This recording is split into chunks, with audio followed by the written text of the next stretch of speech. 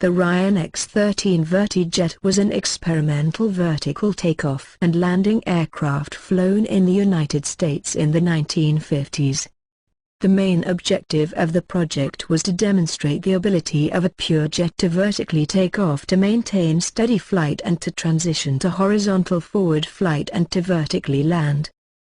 The Navy's Bureau of Aeronautics in 1947 awarded Ryan a contract to investigate the development of a vertically launched jet fighter. This was part of a program to evaluate the feasibility of submarine-based aircraft. Ryan conducted remote-controlled vertical takeoff and landing tethered rig tests from 1947 to 1950 and a flying rig in 1951.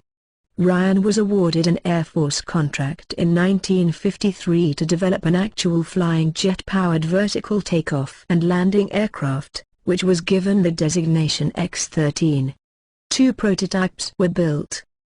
The Ryan X-13 Vertijet was 23 feet and 5 inches long. It was just large enough to accommodate the single-place cockpit and the 10,000 pounds of thrust Rolls-Royce turbojet engine. The high-mounted delta wing of the aircraft had a wingspan of only 21 feet. The nose of the aircraft had a hook on the underside and a short pole for gauging distance from the trailer. The hook was used to hang the Vertijet from the vertical trailer bed landing platform. After the aircraft was secured vertically, the trailer was lowered to horizontal and then used to transport the aircraft on the ground. Pitch and yaw control were provided by vectored engine thrust. Roll control was provided by puffer jets mounted outboard of the wingtip.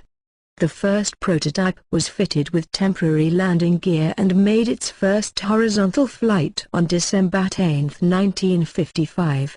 Later it made full horizontal to vertical attitude conversions and back again at altitude. The first prototype then had the landing gear replaced with a tail-mounted framework that held it in a vertical attitude on the ground. The second prototype made a vertical takeoff from the vertically raised trailer, transitioned to horizontal flight and back again. It then returned to the vertical trailer and landed by hooking the landing wire.